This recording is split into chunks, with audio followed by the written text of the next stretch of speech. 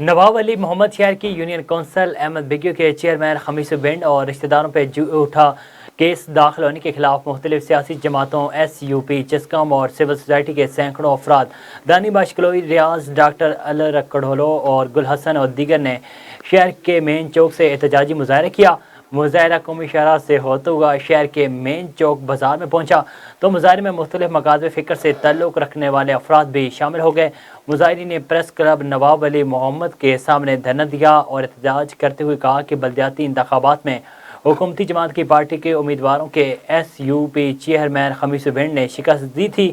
حکومتی جماعت کے عہدیداران کو یہ شکست ہضم نہیں ہو رہی تھی۔ سیاسی انتقام لینے کے لیے چیئرمین خمیس بینڈ اور ان کے رشتہ داروں کے خلاف مرزا پور تھانے پہ جھوٹا کیس داخل کیا گیا ہے۔ مظاہرین نے ڈی آئی جی شہید بے نظیر عباس سے مطالبہ کیا ہے کہ اس معاملے کی شفاف تحقیقات کر کے چیئرمین پہ داخل سیاسی کیس ختم کیے جائیں۔